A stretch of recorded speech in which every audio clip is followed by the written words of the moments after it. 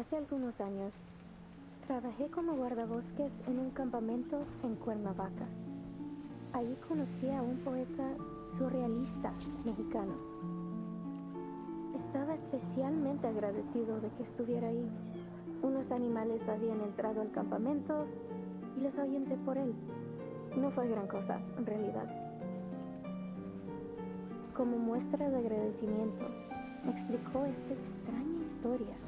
Una que ocurrió en un pueblo del desierto de Sonora, llamado Amalfitano, en 1975. La gente ahí seguía una creencia muy poco ortodoxa, que giraba en torno al dado de Babilonia. Un día, una investigadora con una maleta llegó al pueblo. Vino a estudiar sus costumbres locales, una razón nada sorprendente para que una intelectual erudita apareciera en un remoto asentamiento del desierto.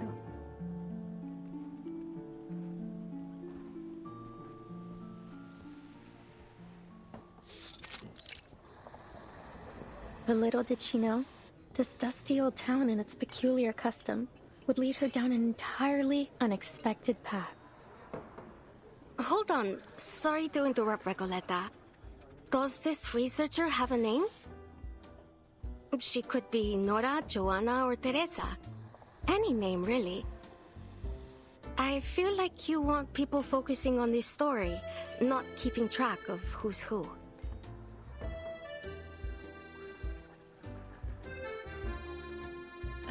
Thank you for your advice.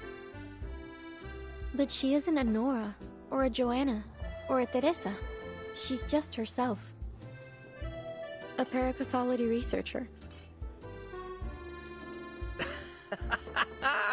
You see that look? She's halfway to eating you alive. Face it, Maria. She wouldn't be the loca we know if she listened to anyone. Ah, all right. So you didn't like the opening. Fine. I'll come up with something new. Maybe I'll start with a bit of exposition on the Die of Babylon, beginning with its origins as a secret relic created by an Aztec priest, imprisoned by the conquistadores.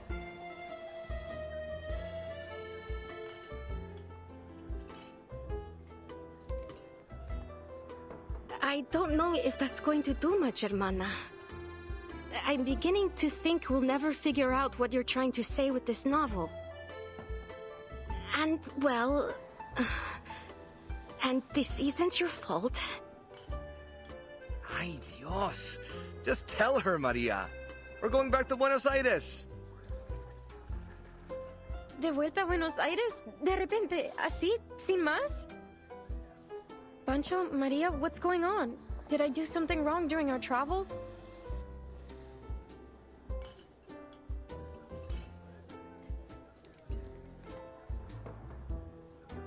Ah, see. I know what it is. I've bored you with my constant rambling over this novel. No, Recoleta. It's got nothing to do with your novel. Don't you get it? We're flat broke. Why do you think we're stuck here scrubbing tables?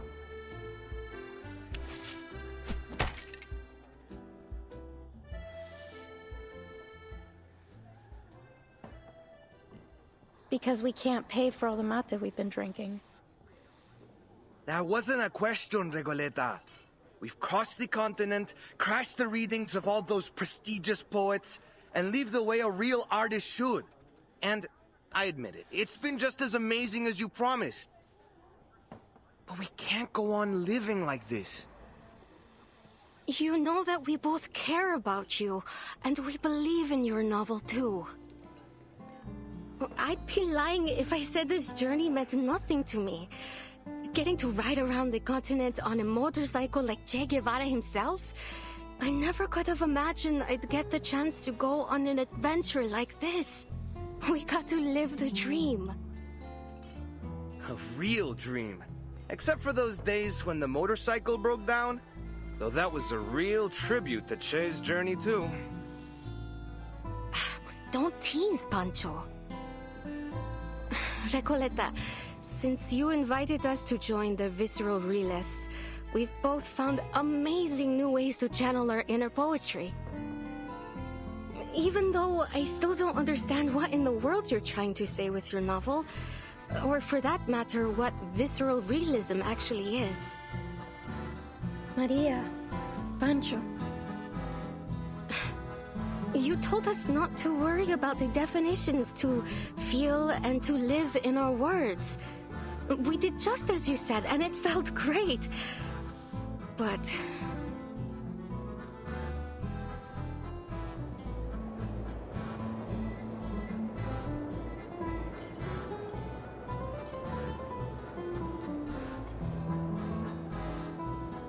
ahora el frío del invierno se instala.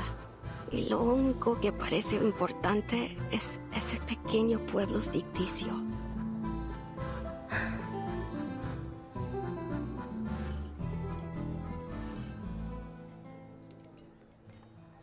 I appreciate your honesty, amigos.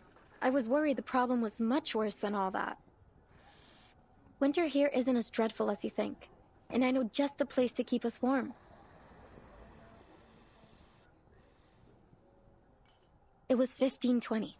Arcanist Ferdinand Magellan sailed across unfamiliar waters under orders from the Spanish crown. Over the vast gray sea, he saw spots of light in the distance. An island. He named it Tierra del Fuego. For the next 400 years, Ushuaia faithfully served its role at the end of the world. It became the continent's penal colony, and its largest building even served as a prison. Many arcanists were exiled there. By the turn of the century, the arcanist hunt had reached its peak, and the Comala Sanatorium was built.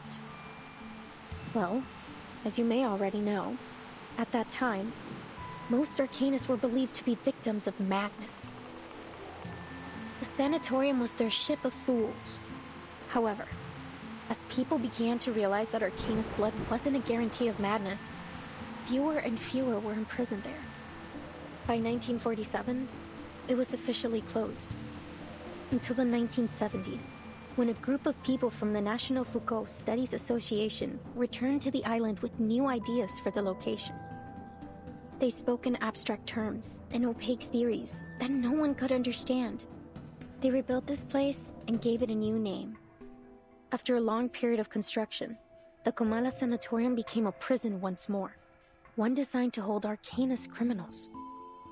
They were taken from the streets and the psychiatric clinics, from secret societies and rebel groups. Any arcanist deemed mentally or socially unfit would be locked away there. This association claimed the inmates would receive the best treatment, and they would fully recover before being returned to society. A prison, a medical lab, a sanatorium, call it whatever you want. That is what Comala is today.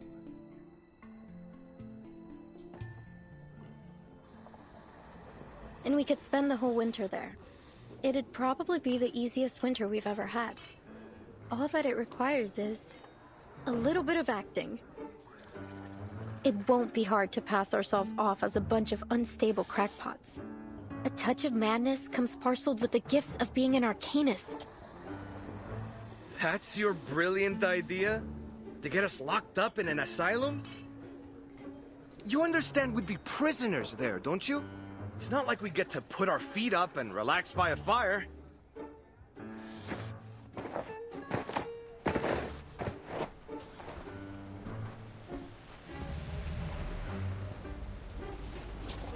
You want to go to jail? Well, see that man over there? Go greet him with a punch to the jaw, then you'll be set for the whole winter. It sounds like a good idea. Recoleta, please. We're not messing with the gendarmeria. We're going to my Aunt Julia's. She said she could take us in at her vineyard up north near the capital. Well, it's harvest season. They could use all the help they can get. We'll return to Ushuaia next year. Or when the winter has passed. It'll still be great.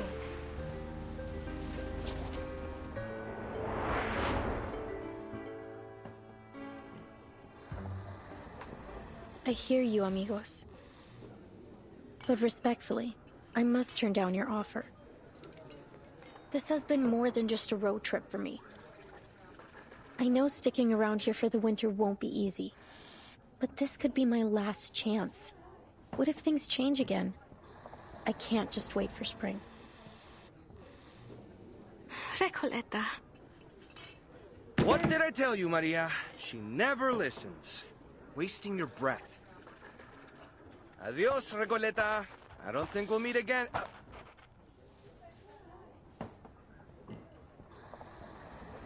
Mierda! Los gendarmes are looking straight at us! What?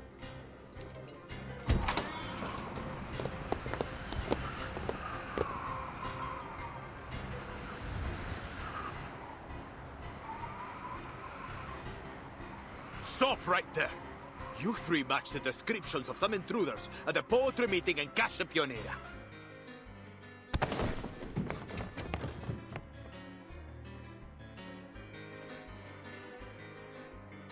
Just when I thought things couldn't get any worse.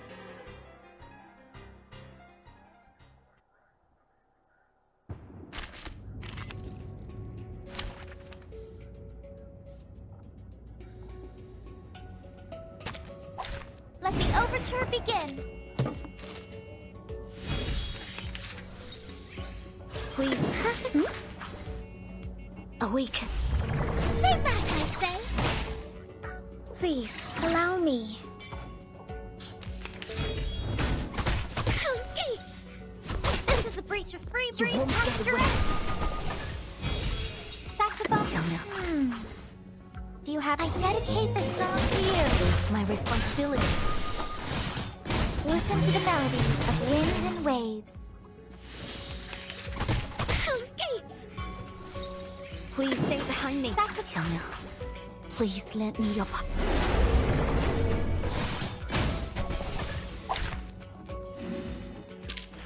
Case closed. I'll be sure to write a report and put it on your table. And please don't forget to check the previous reports too, ma'am.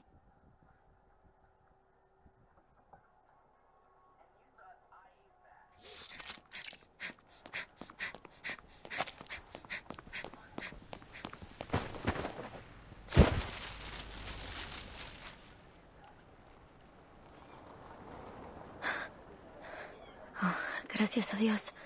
Creo que los perdimos. Are you alright? Ah, gracias. Better to kiss the ground than kiss the gendarme's boots, if one must choose. Wait a second. Doris, is that you? Funny how life moves in circles and puts an old friend in my path. How have you been? Are you paying another visit to Comala? Doris.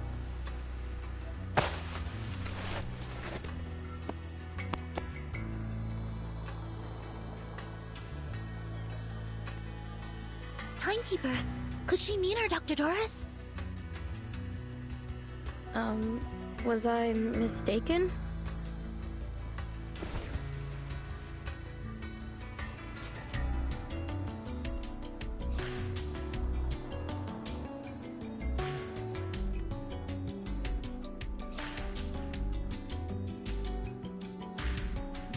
How strange. I've never seen two people so alike. But please, forgive me. It's been a long day. No need to apologize. In fact, the person you just mentioned sounds like someone we're looking for. Could you tell me where you last saw her? Sure, Excuse me. You're not from around here, are you? Your accents and those clothes give you away. Come with me. I know a warmer place to talk.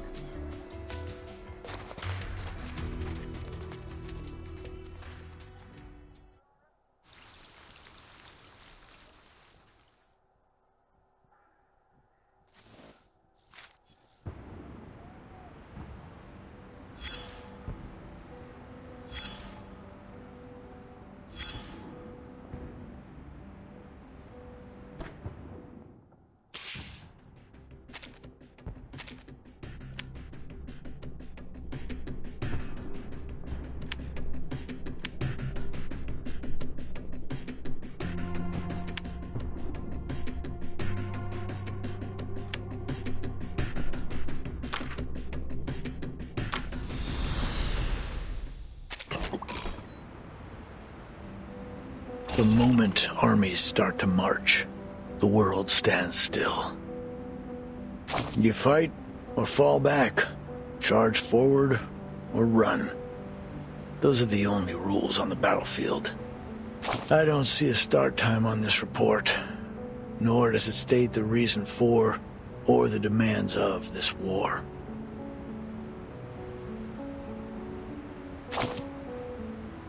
That's what you think.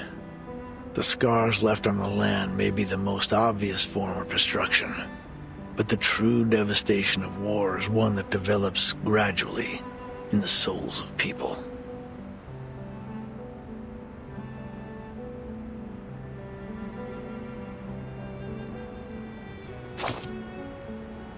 You don't? The young writers have all been exiled, sent down a path with no signs to follow and no destination. In dark days of bloody conflict, soldiers often find comfort in scriptures and verses, or in letters from their loved ones.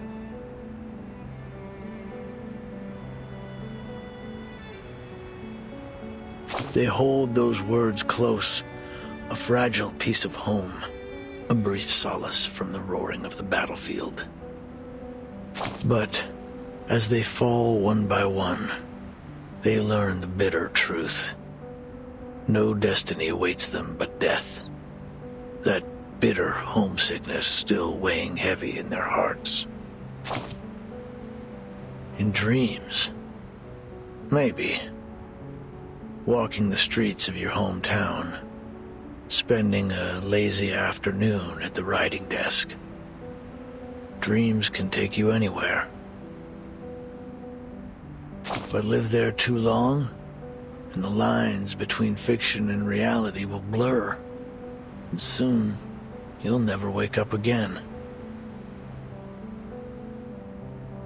Soldiers crawl through trenches, roll in the mud, and charge to their deaths again and again.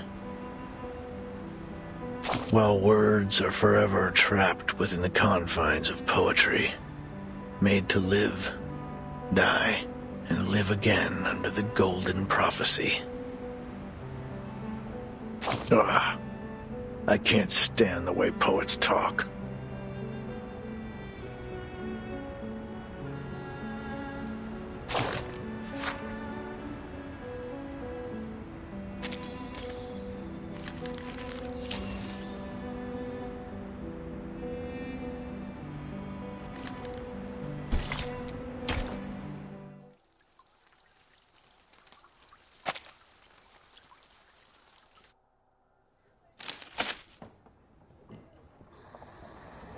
According to these news reports from Ushuaia, there was an arcane attack on the pier about a week ago. All the ships in the port were destroyed. Could Manus Vindictae be responsible for this? Or perhaps the Xeno rebels? Hard to say, but things have been suspiciously quiet these past few days. I had been hoping we'd find some clues here in Ushuaia, after we lost track of the Manus in the Free Breeze shipwreck. They would have gone to ground somewhere remote and off the radar. Indeed, it's possible they've already left Ushuaia. For whatever reason, it seems they haven't been pushing for the storm to happen quite as eagerly as before. I have a strange feeling about it all. They're definitely up to something. For now, it seems our new friend's story lines up with the intel from Moth. It seems the Xeno rebels really did bring Dr. Dorez here. We should see if there's anything more she can tell us. Timekeeper. The Foundation doesn't have any intelligence on Tierra del Fuego. If the Manus really are here, then we'll be on our own. The closest Foundation branch is in Buenos Aires, 3,200 kilometers away.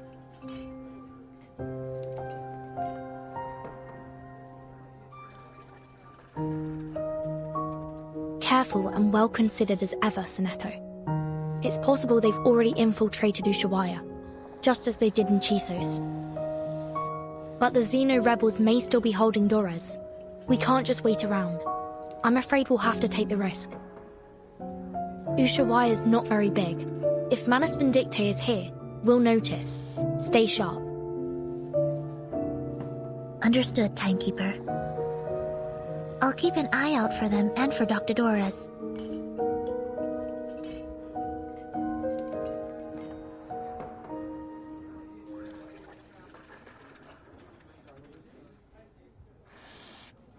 My friends. They're really gone. Adios, Recoleta. I don't think we'll meet again. So that's all I get? We could have exchanged some farewell poems, read them out loud like we used to, and shed a few bitter tears over our heartfelt goodbyes. But you know what they say. Goodbyes are only a senseless feast of unhappiness. Pardon? Oh, it's nothing. Never mind. Please, sit down. And could we get a pot of mate with mint, please? Thank you.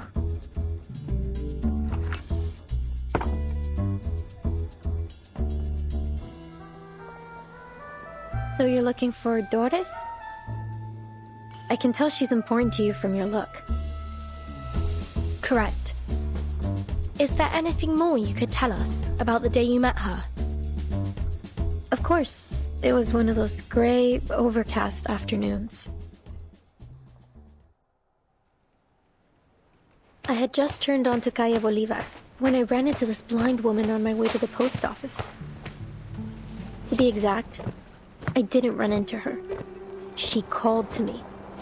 It felt like a sacred moment in time, like something unworldly. I just stood there, frozen, as she walked up and fixed a loose thread on my sweater. I stared at her until my fingers went numb, and the letter almost slipped out of my hand. Miss, could you tell me what's in that direction? I followed her hand as she pointed forward. Strangely, even though I could see she was blind, I had a feeling that she knew exactly where she was pointing and where she intended to go. That's the way to Comala Prison, Señora. Is that where you're headed? I could walk you there if you'd like. Thank you, Miss. But I think I found my way. She held a typewriter. How ironic that God would give her, at once, both books and night. I am Recoleta. What may I call you, miss?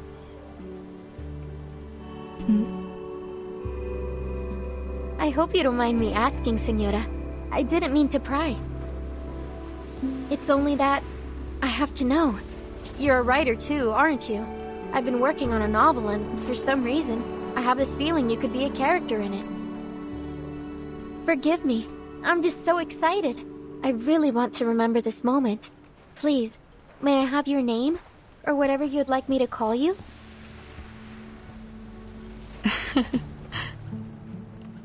I don't think I'll ever forget her smile.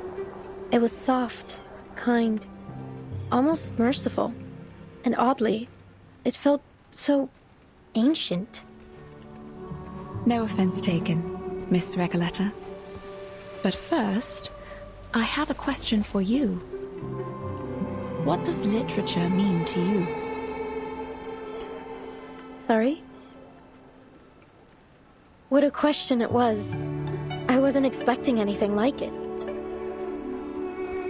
You're a writer, are you not? And one I sense with purpose.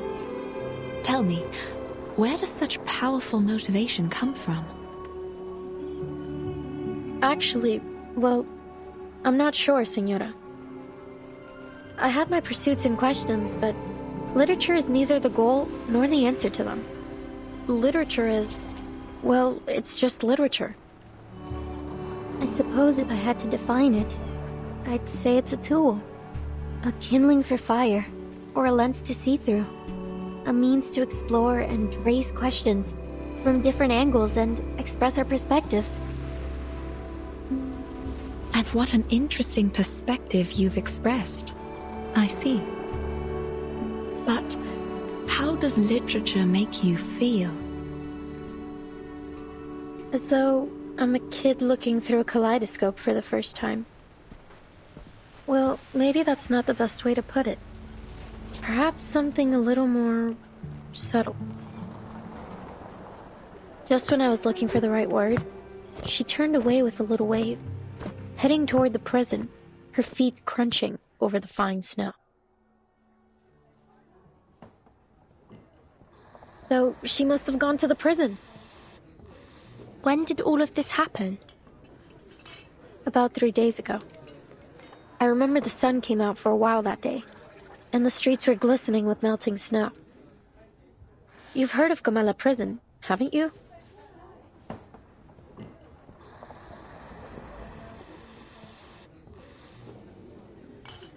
"3 days ago? Then we may be able to catch up with her there, Timekeeper." You're right. We need to get there as soon as we can. Whoa, amazing. So decisive, assertive, a true show of character. You must be the very archetype of a charismatic leader. What's left to say? Whenever the protagonist has what they want fall into their laps, we're all quick to complain about lazy writers using Deus Ex Machina to keep the story together. So let's not dwell on it.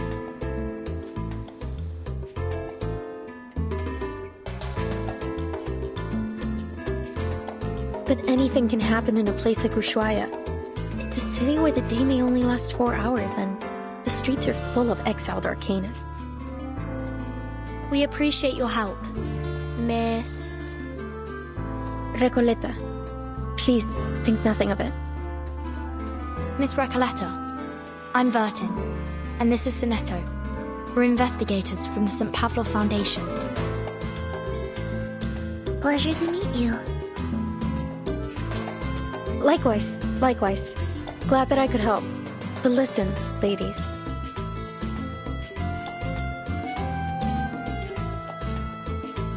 Everything happens for a reason, and now it's becoming clear. You're going to Comala Prison, and so am I. Maybe it's fate that brought us together. What's your business there? If you don't mind our asking. Oh, it's a writer's mission. But anyway, we're friends now. If you're going to Comala, you'll need someone who knows the way.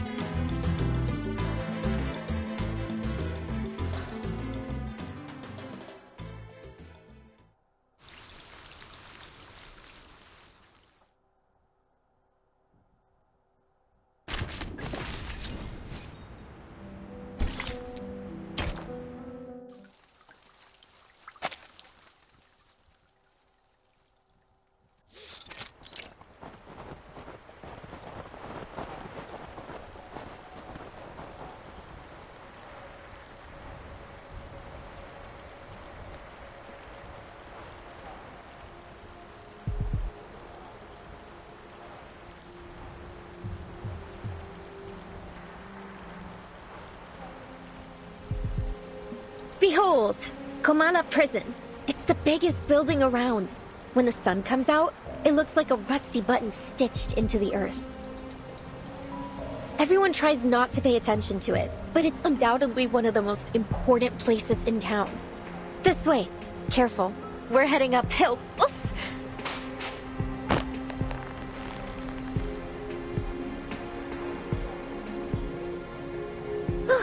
Thanks.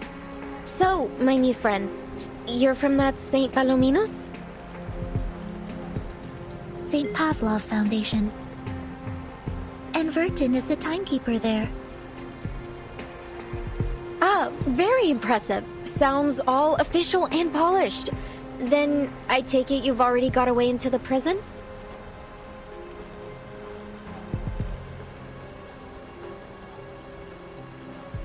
I'll draft a letter to headquarters right away.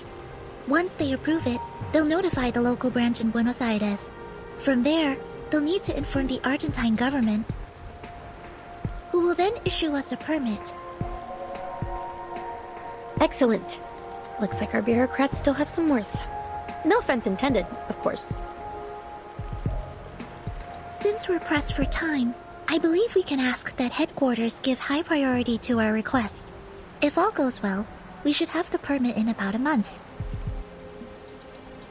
Ah, How expedient of them. But you know what? Maybe we shouldn't bother all those hard-working government officials with these trifling matters after all.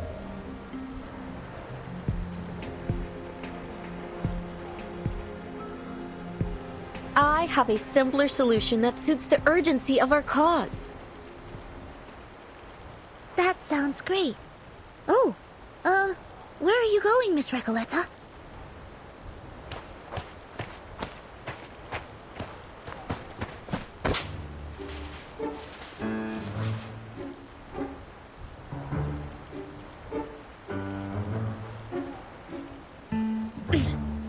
To the other side of the wall, of course. From Guadalajara to Ushuaia. There has yet to be a wall that could stop me. Come on, ladies of the Foundation. Soneto, take my hand.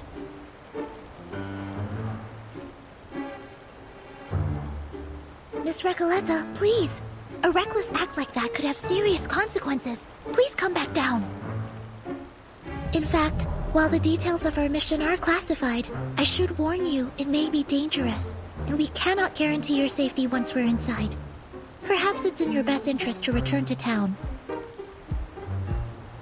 What? That is definitely not in my best interest. What sort of pusillanimous coward would I be if I just abandoned my fated companions here? Of course I'm going in with you. Or rather, you're coming with me. Please get down, Miss Recoleta. Someone's coming our way.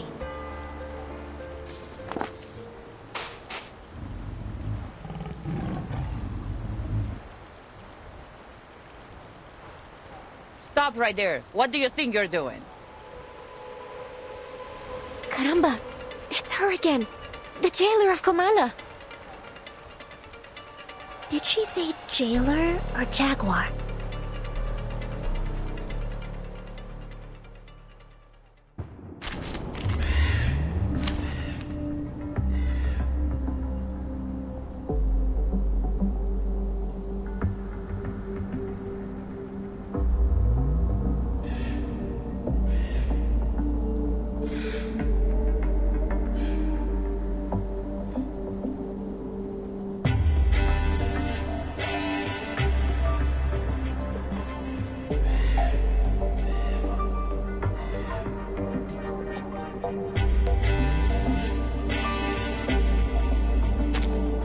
Let the overture begin!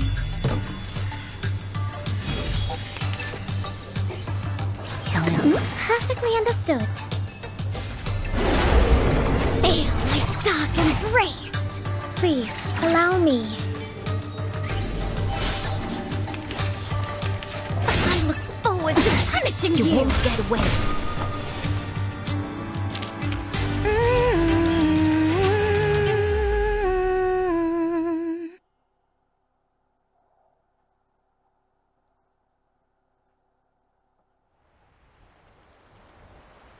Miss Recoleta, haven't I made myself clear? I don't want to see you here again.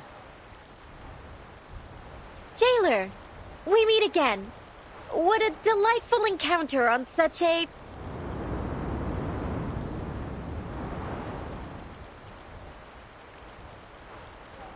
lovely day. Would you please just leave this place alone? I'll never understand why a promising young woman like you keeps snooping around a prison. I can't make this any clearer. Trying to break into Comala will do nothing to get you inside, but it will get you into a world of trouble with the Gendarmeria. So, will you stop these senseless breaking attempts? Comala prison is only accessible to academic researchers and journalists. And even they must have official credentials in order to enter. Isn't there any other way to pay a visit? I truly do need to get in there.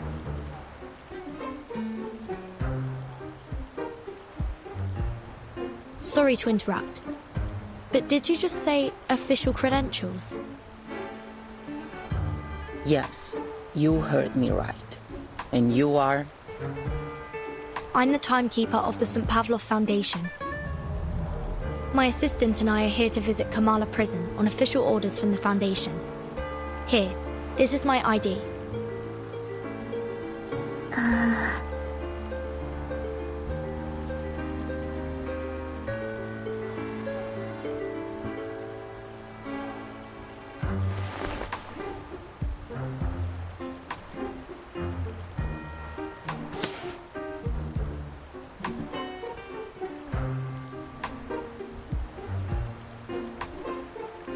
This is indeed legitimate.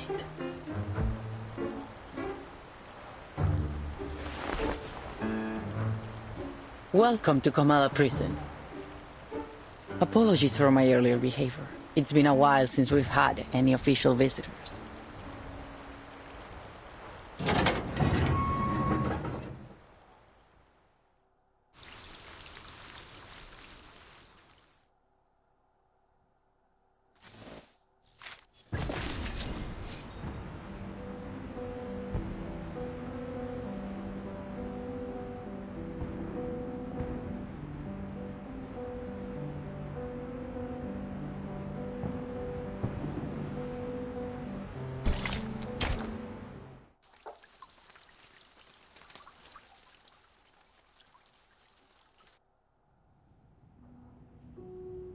Día tras día, la investigadora de paracausalidad se escondía en la naturaleza fuera del pueblo de Amalfitano, estudiando los datos que había recolectado.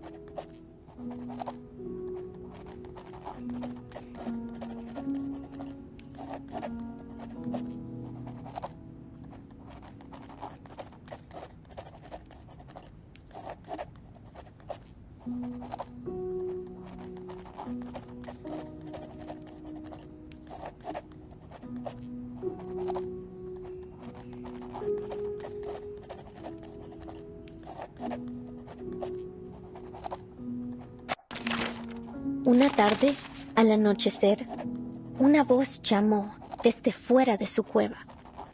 Ella dejó el equipo y las cintas y salió afuera. Un hombre estaba de pie, curioso, frente a su puerta. ¿Qué haces aquí? Preguntó, levantando ambas cejas. Nada sucede en Amalfitano en estos días. El local se presentó como el empleado del banco. Probablemente tenía la cara más amable del lugar. Ojos brillantes, mejillas levantadas, una mandíbula suave. Era una cara llena de esperanza. La investigadora le mostró los espectros que había estado recopilando. He estado recolectando historias sobre el dado, explicó. Quizás ellos contienen la clave para explicar la aleatoriedad que muestra el destino. Ah, eso realmente me intriga, respondió rápidamente el empleado del banco. Me encantaría escuchar todo sobre eso, pero debo irme. No debo llegar tarde al funeral del pescador de dunas. Y con eso se fue. 3 días después, los mismos pasos regresaron a su cueva.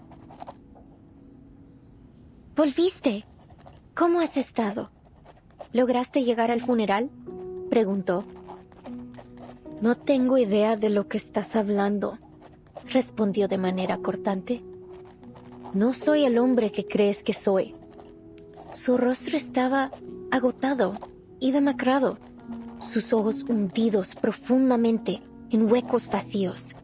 Era como si toda chispa de vida le hubiera sido arrancada, dejándolo solo con una cáscara vacía. La investigadora insistió que no se había equivocado. Conozco a las personas por su naturaleza más profunda, hasta la sincronización de sus espectros. Nunca me he equivocado antes. Lo que tú digas, el hombre murmuró de manera áspera. No entiendo nada de tus ideas tan elevadas. Solo déjame ir. Ha sido un largo día de pesca y lo único que quiero ahora es desplomarme en mi cama tambaleante. Se alejó con pasos que sonaban exactamente como los del empleado del banco.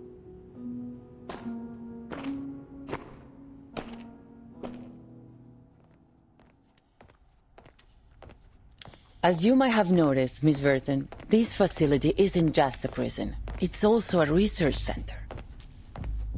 Its full name is the Panopticon of Comala. It was established by the Foucault Association in 1975. We've hosted workshops, academic sessions, and even lectures about the Panopticon. You may even have seen some reports about it. Experts of psychoanalysis and scholars from various fields have come here to exchange ideas and seek collaboration in their studies. In many ways, the Panopticon is unlike any other prison you've seen before. I see. No wonder Miss Recoleta has gone to such lengths to become a part of it. Actually, my assistant and I are here to inquire about a prisoner named Doris. Does that name sound familiar?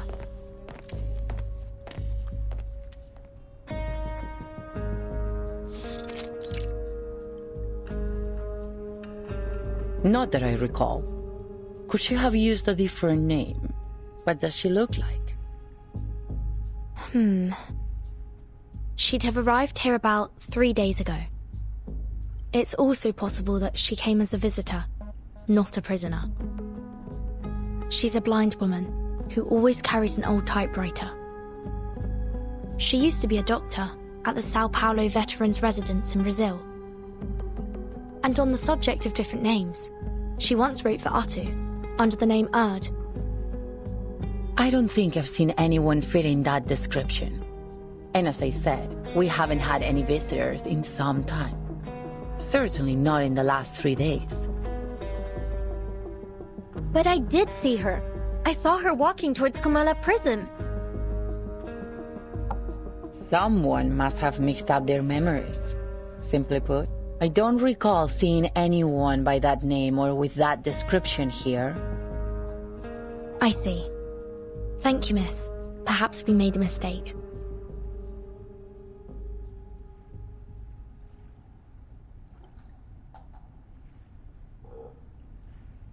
Miss Recoleta, you've gone to great lengths to get into the Panopticon. Would you mind telling us why? Finally! I've been waiting for you to ask. I'm here to find my pen pal in Comala. You have a pen pal? In here? Yes. 6 months ago, I went to a book exhibition in Guadalajara and came across the contact details of a few writers. I sent them my novel and asked for feedback. Looking back, it was a bit forward, but nothing unheard of between writers. A lot of friendships start through letters, you see. And Aleph wrote back.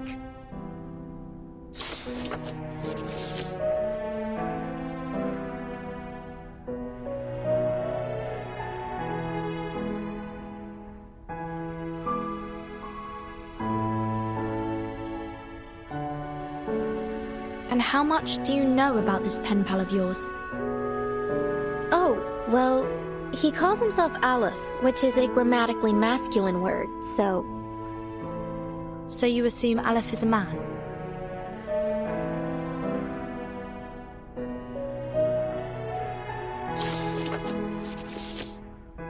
Yes, he's probably a poet, a writer, perhaps even an alchemist. He's one of the brightest people I know. There's never been a question that he couldn't answer. I've asked him about religion, politics, history, potions, even critters in length and breadth.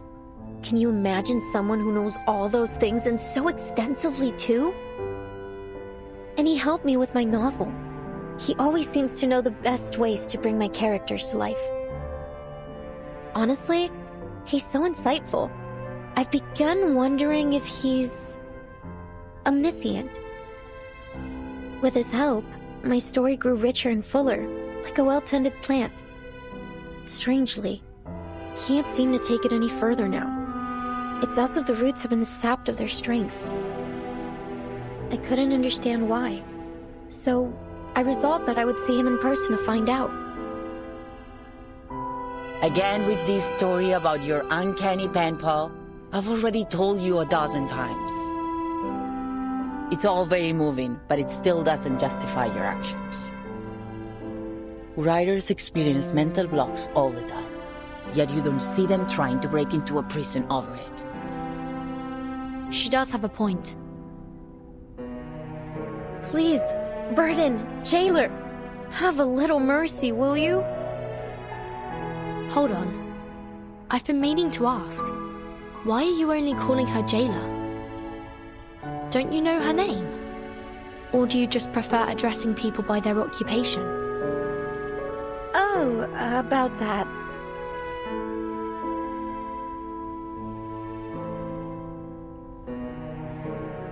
It's okay, Miss Verto. I don't mind being called by my job title. I take pride in what I do. I'm perfectly fine with just being the jailer. Exactly. A researcher is a researcher, and a jailer is a jailer. Titles and code names often tell us more about people than their ordinary given names, don't you think? Take Sonetto, for example. Your name comes from sonnets, doesn't it? That great poetic form from Italy. Some people mistakenly think Shakespeare invented it. Some say it was Petrarca, though no one really knows when the first sonnet was written. Sorry, I'm straying from my point. You're Italian, aren't you, Sonetto? Is that your real name, or just a code name? Were your parents poets? As much as I'd like to be able to answer your question, I never knew my parents. My earliest memories were of the School of Primary Defense of Mankind. I've lived there since I was a small child. My apologies. That was thoughtless of me. It's fine. You meant no ill intent, I'm sure. Timekeeper, if Miss Recoleta was right about Dr. Doris's whereabouts, perhaps the jailer is keeping things from us. Or perhaps Dr. Doris visited the Panopticon without her knowledge. Either way, we need to do some digging here. I agree. Let's see if we can talk to some of the inmates and find out what they know.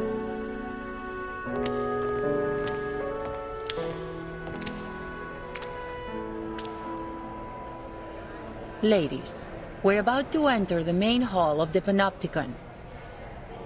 This is one of the places where the inmates spend their recreation time. At this hour, they are supposed to be in their cells.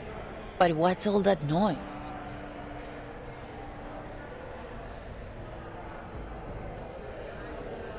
Miss Burton, could you keep an eye on Recoleta if anything happens?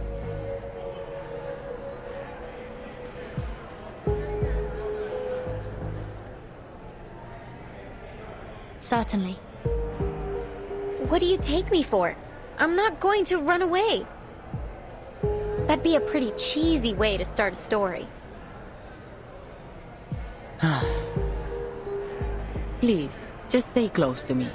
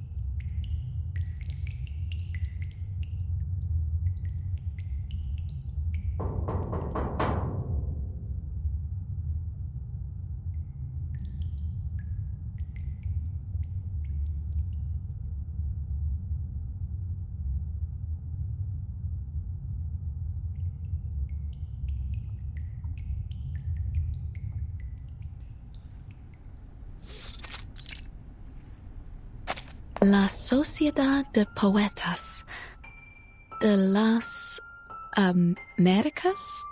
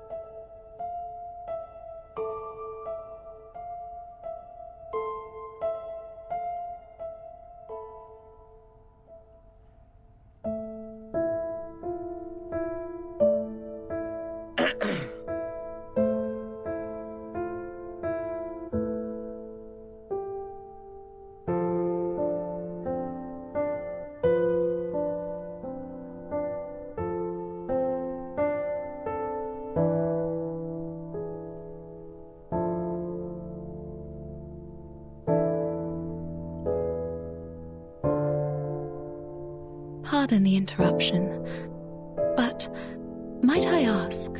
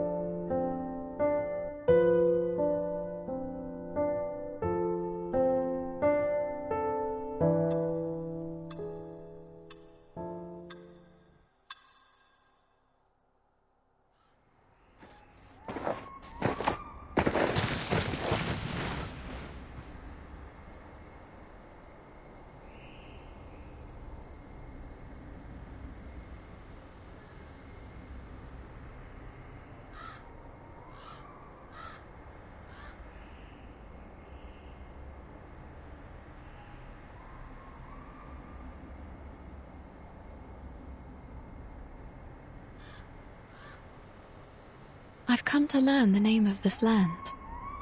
Ushuaia.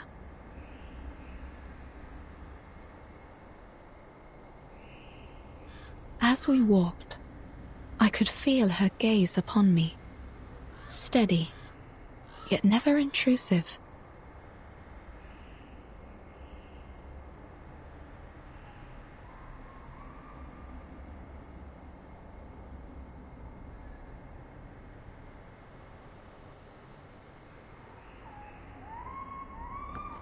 I sensed I had been brought to a place most unusual. A building with a quiet peculiarity in the air. I suppose I must claim a little freedom for myself in this place.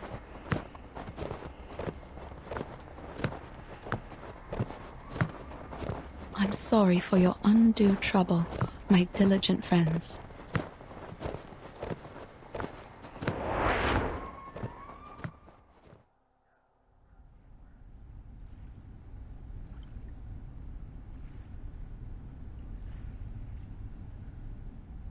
I'm here for a short visit, hoping to find some inspiration for my next story.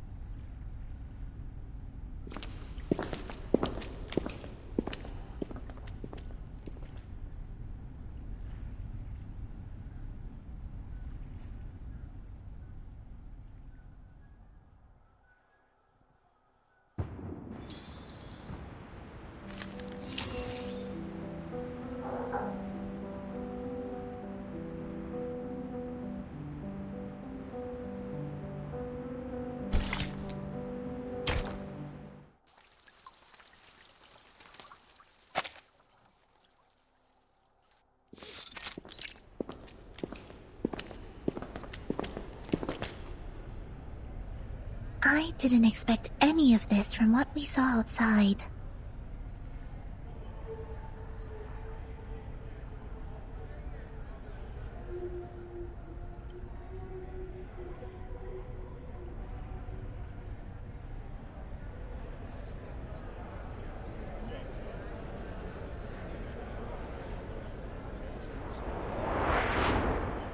Oh, excuse me for a moment. I have duties that I must attend to.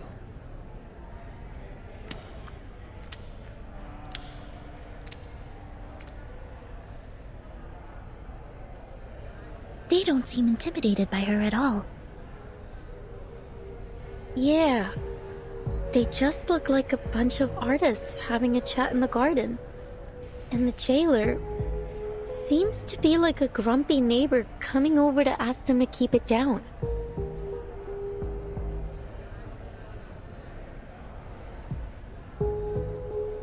Everyone, you know the rules.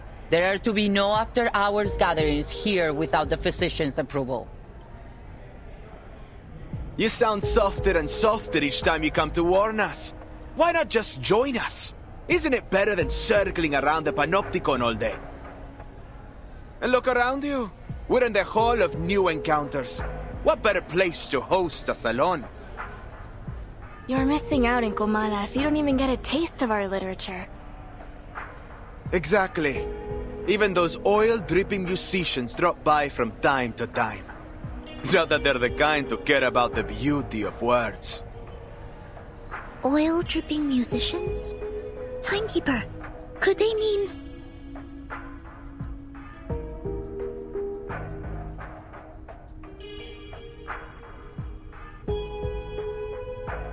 Quiet now, please. The Ediles Salon is about to start.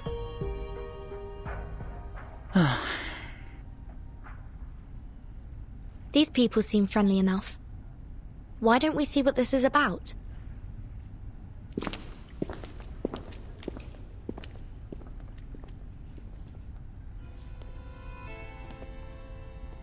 En desiertos, en estrellas, dentro de laberintos.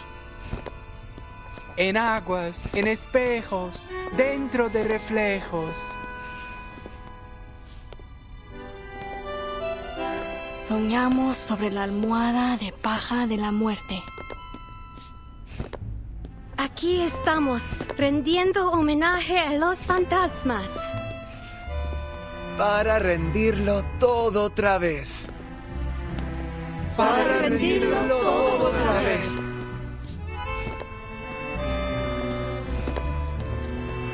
My dear friends, we face a difficult truth. The movement of visceral realism still stumbles in the dark. Our poems, our language, our minds are tangled by a stifling vine. A mundane, stale vision shared among all bourgeoisie. We follow this vision blindly, clinging to the comfort brought by logic and conventional wisdom, and by it, we nip every branch of new art in the bud. Poems are perhaps too fragile an outgrowth to develop one's life upon, but here we may light them like candles at our funerals.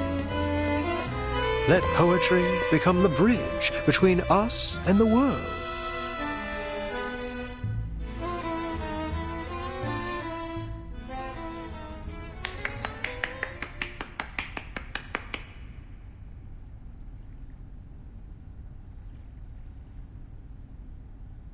As we come back and forth over the boundaries of life and death, the old obstacles begin to take on a new look.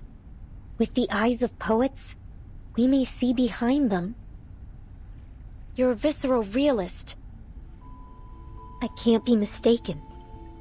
You must be...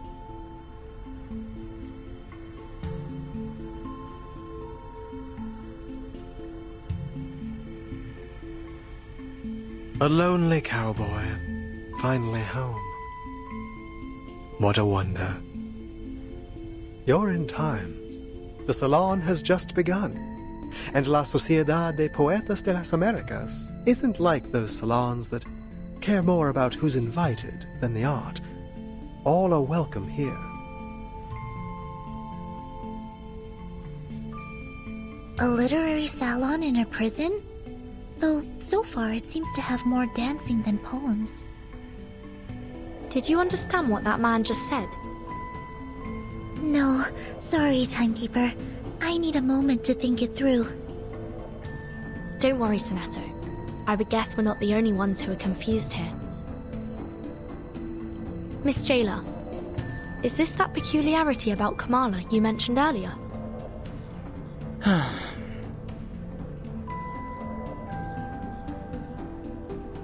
Enough, idealist. You're still an inmate here, and you are walking a very fine line right now. Oh, I'm quite aware of where I am and what lines I tread. This is a prison, the safest place for poets in this part of the continent. One cannot be arrested twice, after all.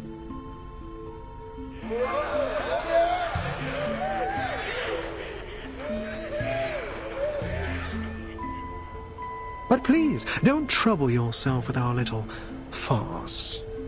What harm could a few poets possibly do?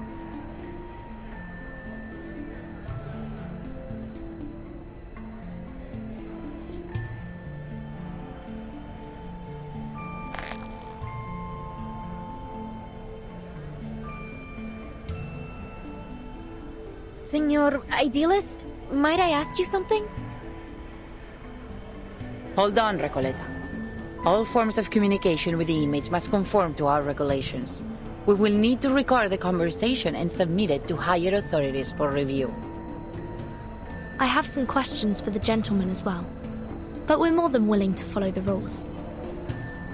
I think the person I'm looking for might have attended this literary salon, or at least talked to some of its members. I'd wager she's spoken to that gentleman. That is, if she has been here at all. I see. Go ahead then. Just watch the time.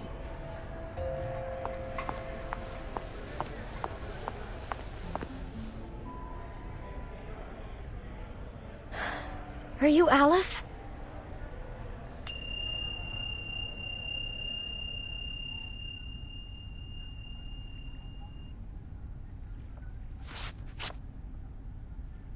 Oh, another visitor looking for Olive.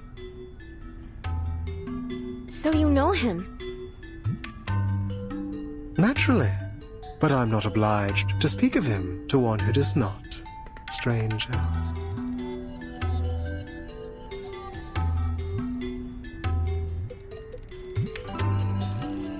And you, young lady in the hat, are you here for Olive as well?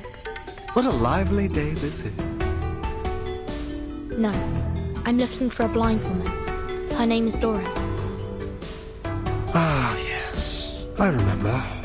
Her writing was impeccable, like an exquisite crocodile skin handbag in a shop window. Elegant, yet condescending. Do you know where she is now?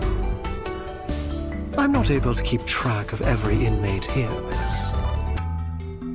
Perhaps you should ask those who have seen everything from above. Through the glass, where the scrutinizing eyes of power look down on us. Eyes?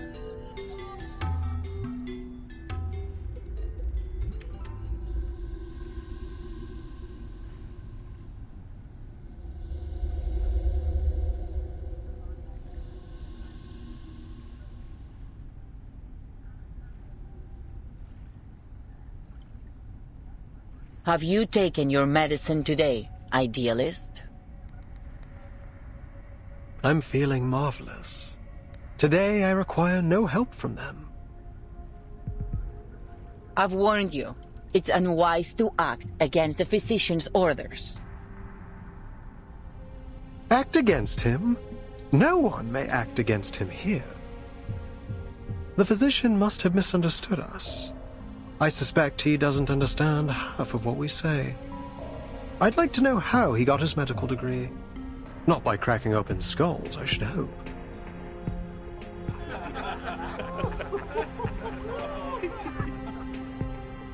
What a pity, jailer.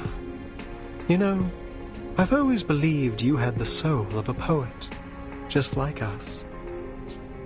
We've already spoken enough rebellious thoughts outside of Komala. How else do you think we ended up in your nut house? We've been here far too long. Long after the junta was removed from office. After our home became a deserted wasteland in the aftermath of the Latin American boom. What are you getting at? That power is boring, meaningless. Nothing holds on to power forever. And the one true connection we have to life is poetry. See, jailer? Even an outsider understands our ideas better than you. It's time to open your eyes to reality. La Sociedad is the only way for us to feel truly alive in here, beneath the gaze of those prying, ever-vigilant eyes. Idealist, last warning. Stop this now. Fine, fine. All right, compañeros. Sadly, the salon must come to an end, as our jailer insists.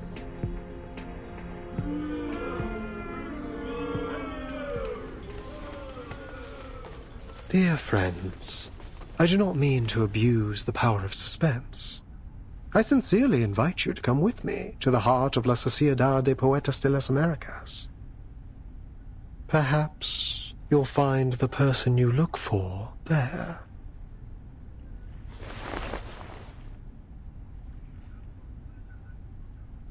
We'd love to. Only if that's okay with you, Miss Jailer. I suppose that's all right.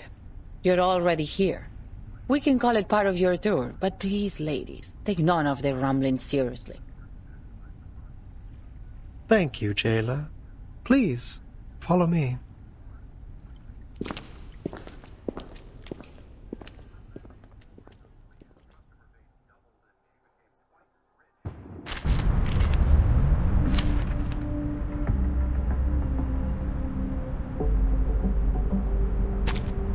Let the overture begin.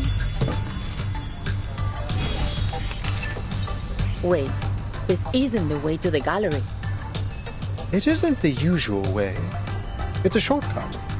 We call it the Reptilian Complex and Primal Hunger Route. But this passageway has long been abandoned, and entry is prohibited. It's extremely dangerous too. Relax, jailer. No one, not even you, knows this prison better than I. But, Timekeeper, I think we've just gone in a circle. Please, perfectly understood. Stay back, I say. Do have a little faith in me, Master.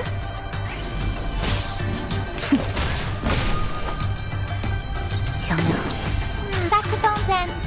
A bandura? As you wish. You won't get away. My next performance, bubbles bursting. I dedicate this song to you.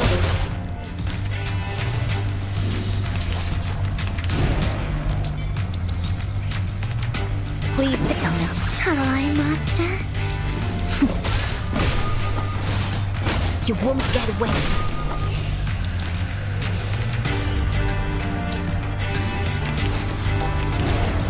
强梁既出，王有不为。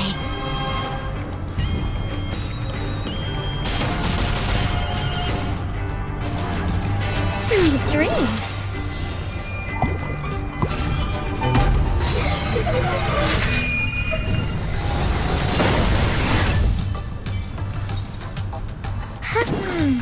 Saxophone's end. A bandura? As you wish. Flee, mortals!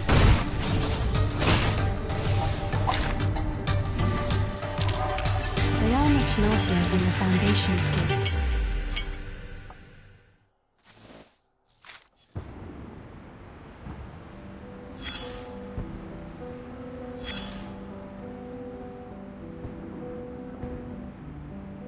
Let's take a step back.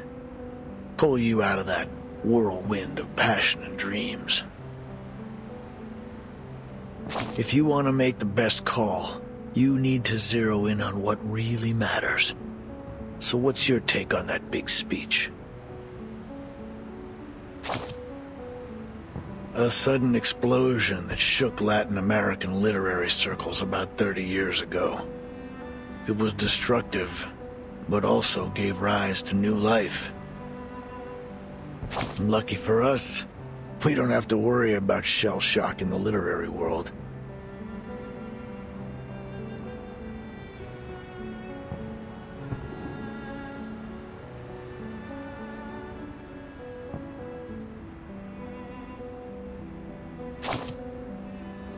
It's not about knowing literature. Any soldier with little experience can deliver a status report. All right, eyes on the map. As we speak, ships are lined up on the Spanish coast. But this time, they're poised to make a new kind of discovery. If you can call it that. And here are our new Columbuses. heading to the docks to embark on their journey.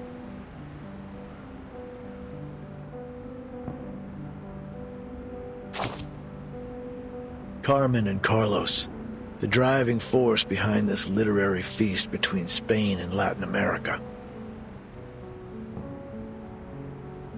Carmen, with an eye for opportunity and a mind for business, sought out the continent's literary gems and secured generous publishing deals for them. Carlos, with his deep understanding of market dynamics, brought these works to the eyes of the European public.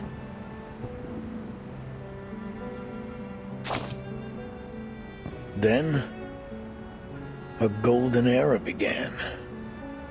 It all kicked off with a scandal at a military academy, and soon the entire world was captivated by the story of a baby with a pig's tail from a faraway land.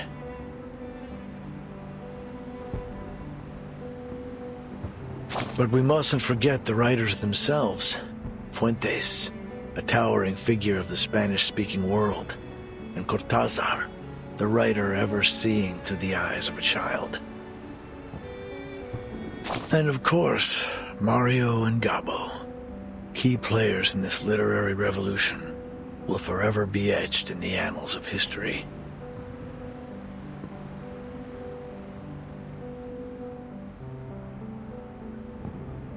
They corresponded regularly, always expressing deep admiration for each other's work. In fact, one even wrote a doctoral thesis on the other.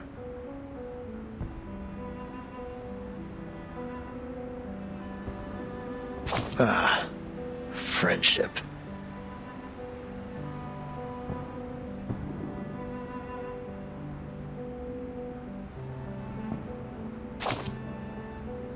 It was.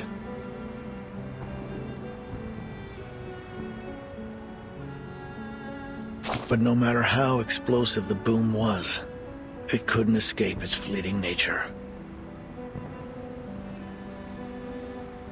With the second imprisonment and self-criticism of a Cuban poet, in came an inexplicable right hook, and bang, silence. The military junta had gripped the poets' throats. The verse of the pioneers was cut off, their voices no longer heard.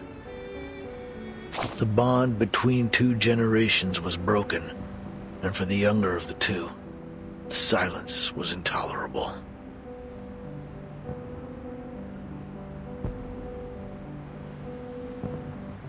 They looked for a new theme, a new idea, a new voice, a new method to speak on their disappointment, their horror, and their anger.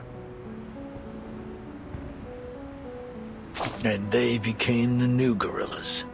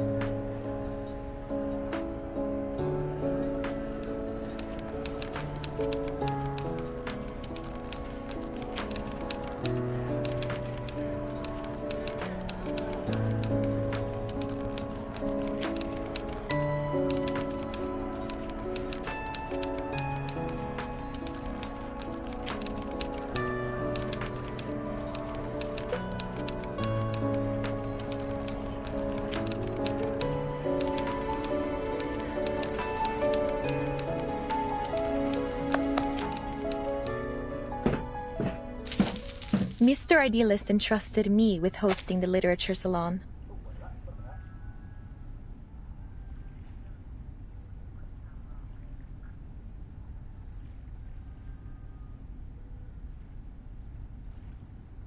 Fiction's duality in reflecting reality and the self.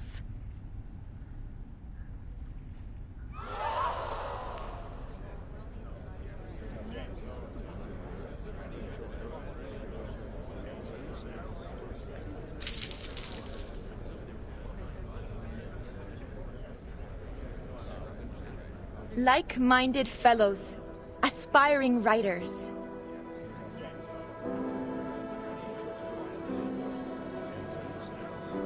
Literature's been shoved aside in the world of art.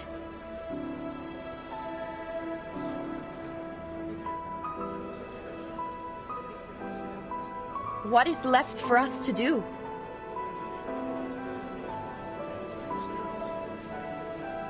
Let stories be our weapon. They should be the sword that cuts through the bloody truth, the beacon that lights our way forward.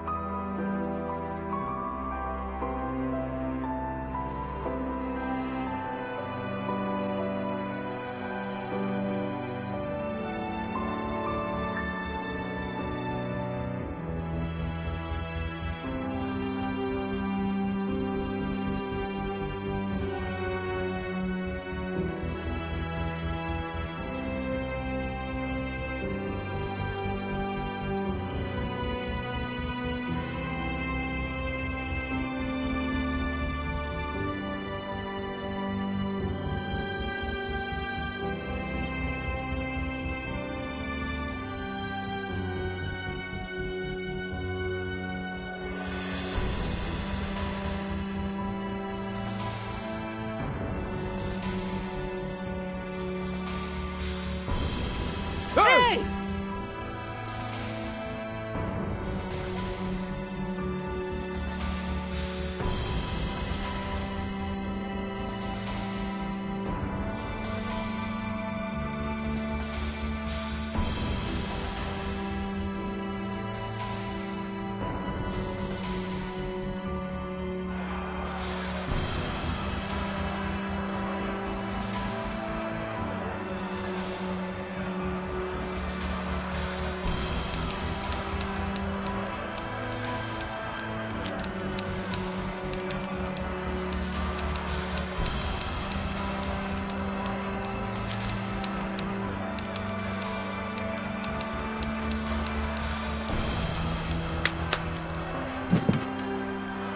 I'm a writer, and I mostly write under the name Erd.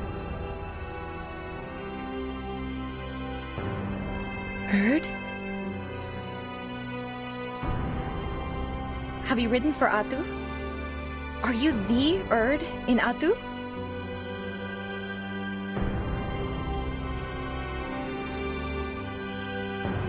It's an important part of my visit to hear all the ideas and opinions, if you'll pardon my intrusion.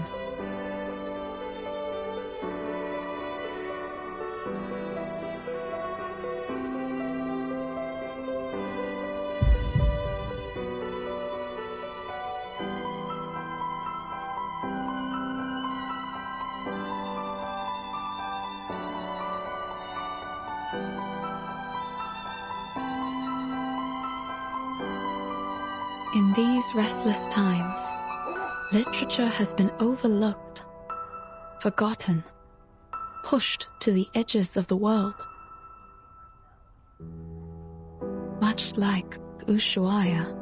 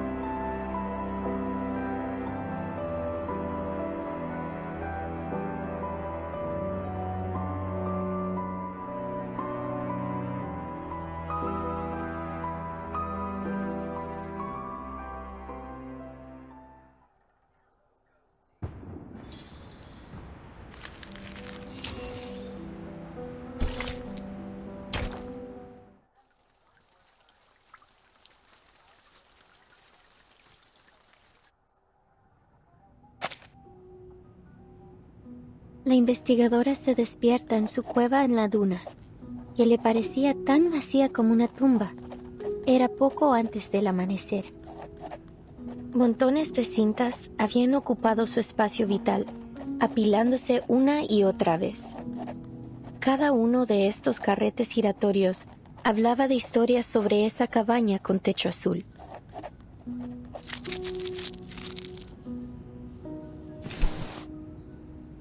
Oyó la voz del asesinado conductor de burros detrás de ella. Oigo a todos ellos, las risas y las voces de generaciones pasadas, como hojas secas atrapadas en las grietas de viejas paredes, crujiendo solo cuando el viento sopla otra vez. No pondría un pie en esa casa si fuera tú. El mendigo al lado de la puerta también habló. Duermo en el porche cada noche. Cada mañana una luz tenue brilla a través de la ventana, pero nadie sale nunca por esa puerta, y nadie ha entrado nunca. Luego la voz del empleado del banco. Es la historia del alter ego. Esa casa debe haber estado llena de deudas que nadie reclamaría. La anciana enferma, luchando en su cama, susurró. La casa recuerda esos días, cuando la gente desaparecía en la oscuridad de la noche y los niños eran robados por las tormentas. La investigadora de paracausalidad había oído suficiente y volvió a dormirse. Solo quedaba el traqueteo del dado de Babilonia, resonando en su cueva vacía.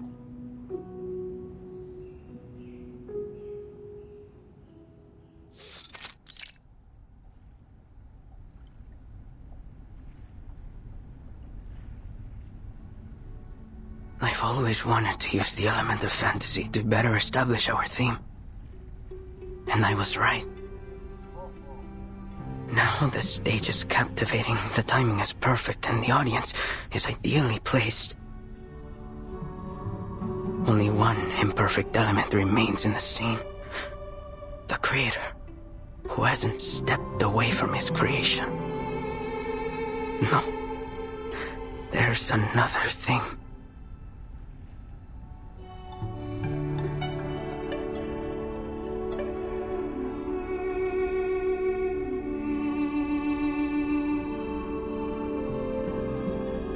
Can you even tell any difference between today's setup and yesterday's? Seriously, Roberta? That's a rude question. Well, what's the difference then? I can't see one either, but you should never judge art by how much it changes in a day. It's a creative process. We might be standing at the edge of the world, but art has no boundaries. We have to show him our support. Easy for you to say. He's been tinkering and tweaking for over 3 months. Even if the idealist himself entrusted him with this exhibition, he can still be wrong sometimes. This gallery is turning into a dump. Estoy viendo fantasmas, todos con las mismas caras, García. Demasiados. Es fácil perderse en ellos.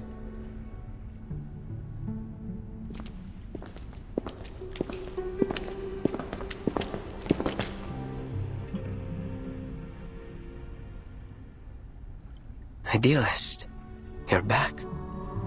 Are these new recruits for La Sociedad? You must have had a very successful day. It is good to see you, Garcia. How has your vision progressed today? First a salon, and now an art gallery. Is this really a prison?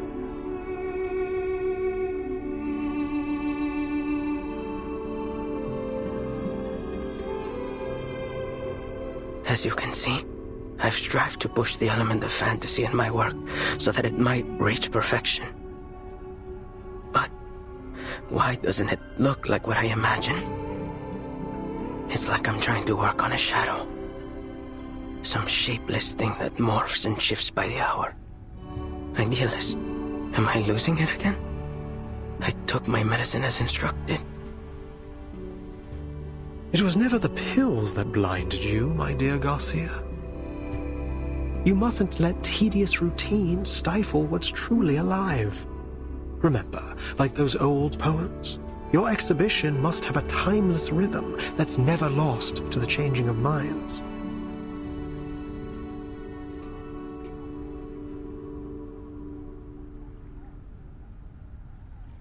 Sorry, maybe I'm just not getting it.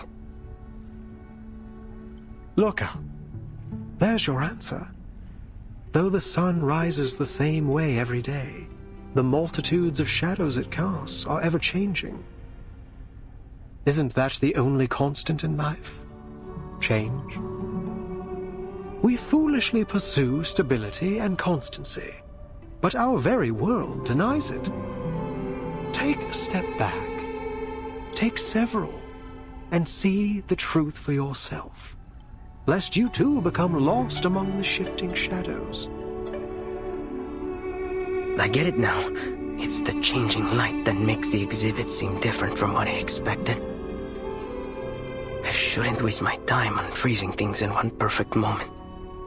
Instead, I need to embrace change as it comes. I don't know how to thank you. I won't let you down. I must complete this exhibition. Complete my alter ego.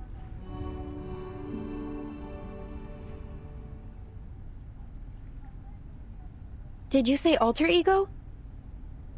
And he called you Garcia. Is that your name? Garcia, where did you learn about this alter ego? Do you happen to write under the name...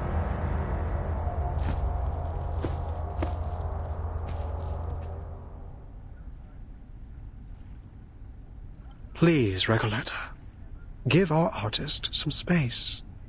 Can't you see? He's already returned to his own time and space. He can't hear a thing you say. He's right. Garcia is deep in his own head now. He won't hear a thing until he's done with whatever he has to do. Even if the floor were to collapse out under us, I think he will be left standing in the air without even noticing. Pardon me then.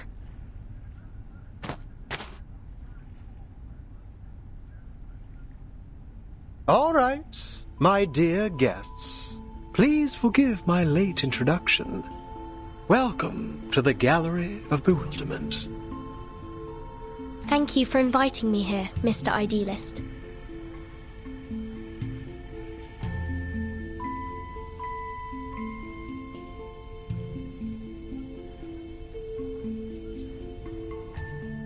I imagine you're curious about what we do here in the heart of La Sociedad de Poetas de las Americas. We're putting together a magazine, a collection of poems from Kamala, our very own Casa de las Americas. ¿Casa de las Américas?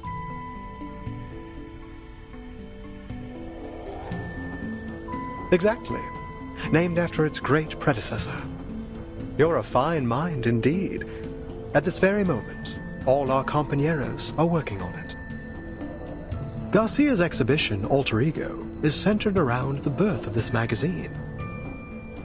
And here, you can see the signatures from all the poets involved, along with a few words they've written for it. Reading it is like looking into the soul of our society. All these signatures.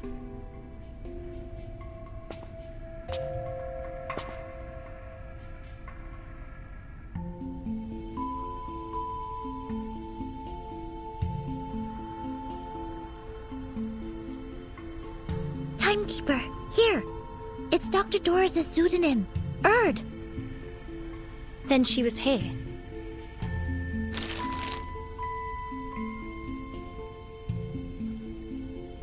Precisely.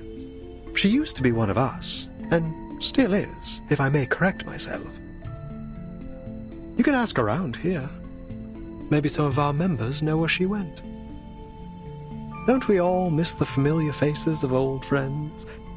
I'm sure they'll do everything they can to help you find yours.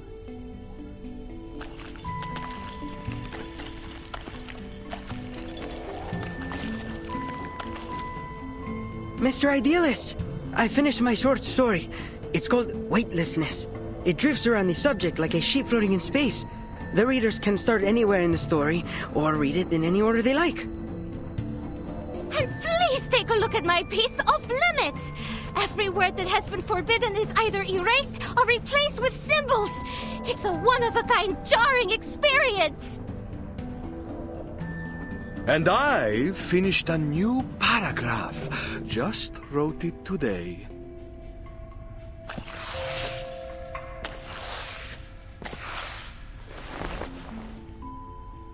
Oh, new faces. Welcome.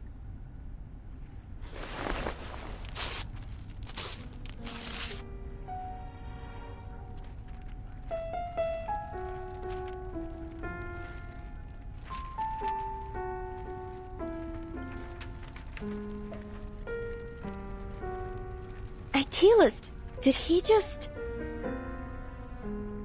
This is the writer for the prologue of our magazine.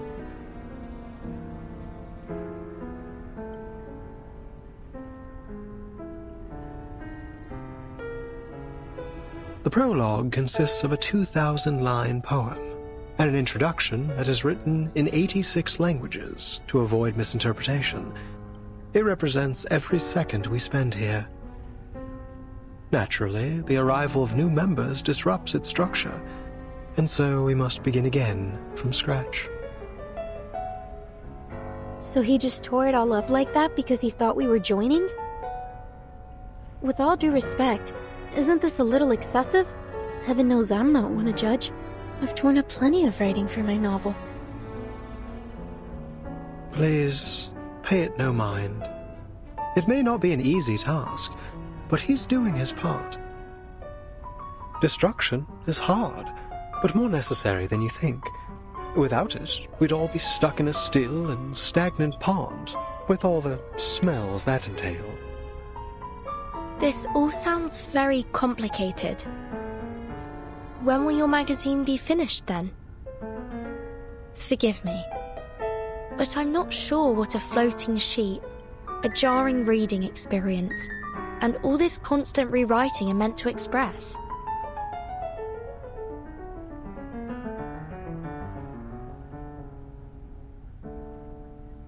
As I've said, Komala is unlike any other prison. Miss Jailer, do you mean... This place also serves as a research center. And the prisoners here, for all they claim, are not just poets. They are arcanist criminals, and each one of them has been diagnosed as mentally ill.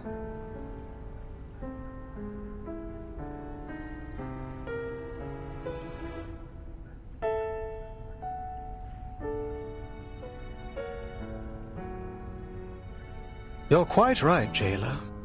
But let's not forget that mental illness is merely a deviation from the norm. And who decides the norm? You, the physician, or the ones outside these walls? We've been exiled here by the standards of our time, deprived of our roles in the outside world. So please, as we agreed before, I ask you not to interfere with the affairs of La Sociedad. These people are visitors, not your new recruits. But should we not hear their thoughts first?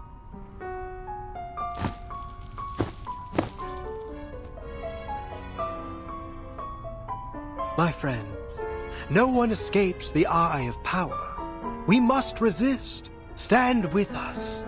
Pick up your pen and take poetry as your shield before it is too late.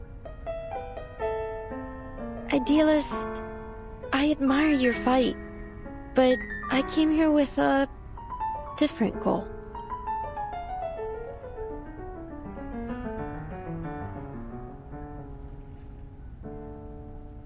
We're the last true owners of an old legend, words now only remembered as myth.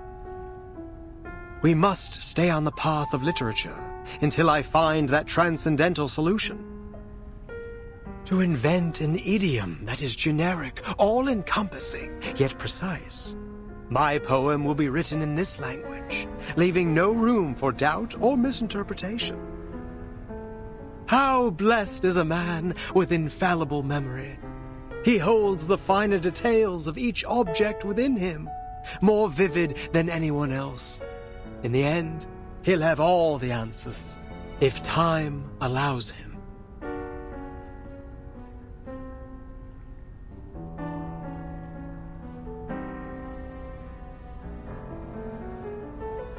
Sweet tongue, sister howls, hermaphrodite, tango. They put the whole city in the nut house. Timekeeper, look over there. Isn't that the prologue writer? There's something off about him. Please, Timekeeper, stay away from him. What's happening? Idealist, Pablo's having another episode. Multiples of us. You make reality sick.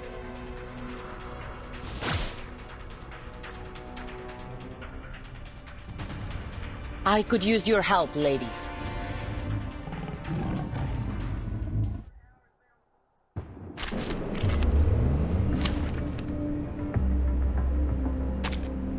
Which of these darlings shall we attend to first? La acumulación de laberintos. Suéltalo todo una vez más.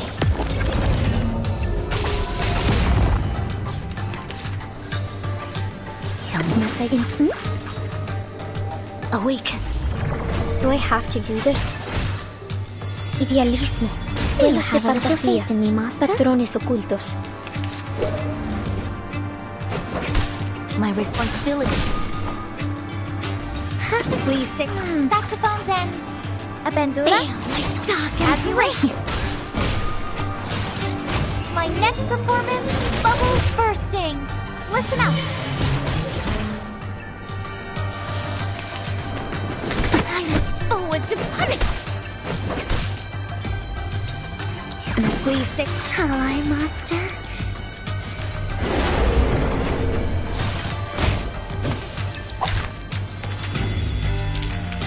Finally, it's just you and me, Master. Do do do do do do do.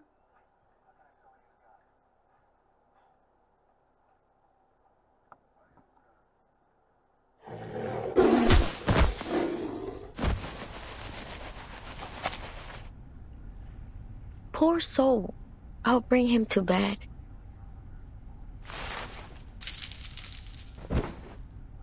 Well done, ladies. Aren't you full of surprises? What was all that?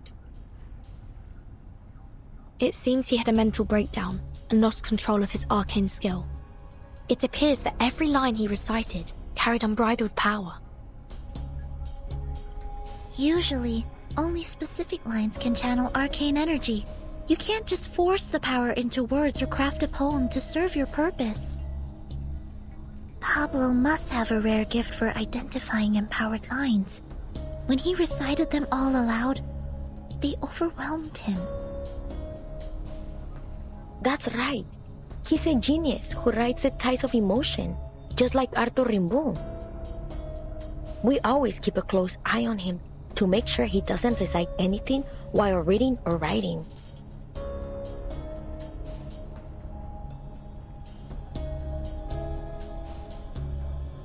But sometimes things slip through. You must understand how difficult it is for a poet to never taste the words on his own lips.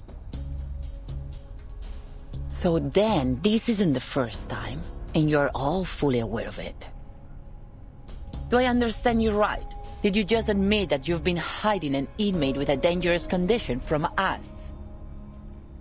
According to the safety regulations for the Panopticon of Kamala, he must be sent to the physician for immediate treatment.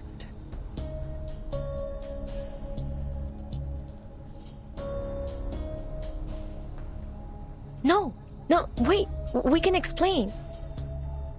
He's doing fine. We know how to help him. This was just an accident. We got distracted by the new members. We won't be handing him over to the physician. No true writer would allow their mind, the most sacred palace of their thoughts, to be opened up to that cold-hearted, ignorant butcher. Even one who believes their inspiration flows from a source beyond the mere substance of a brain would refuse it.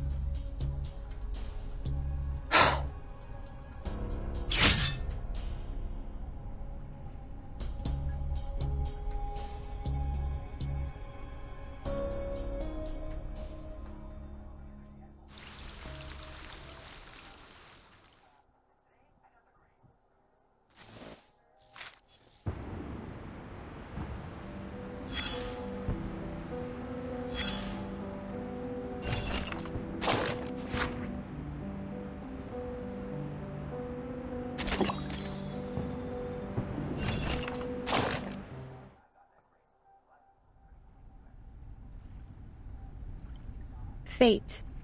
Yes. It looms over us, yet each of us may hold the power to steer its course.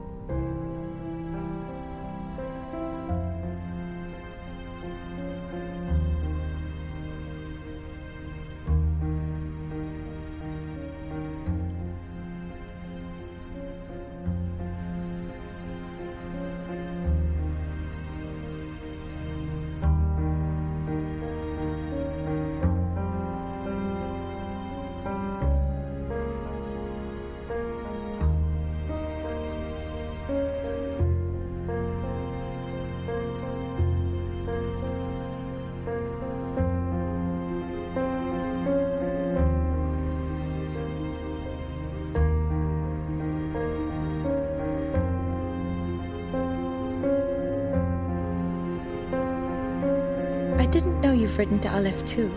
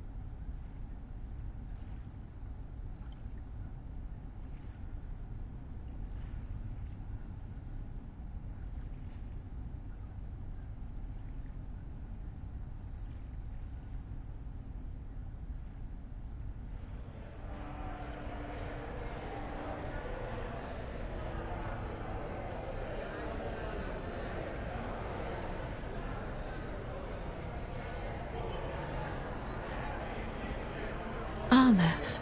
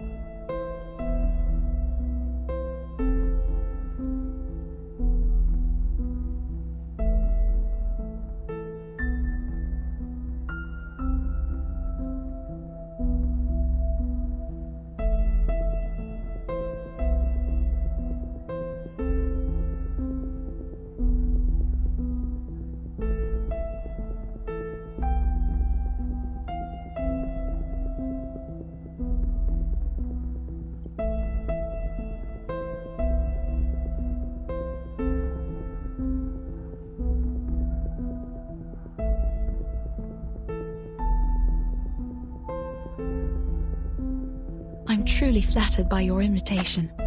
I'd be delighted to join the Poetry Society.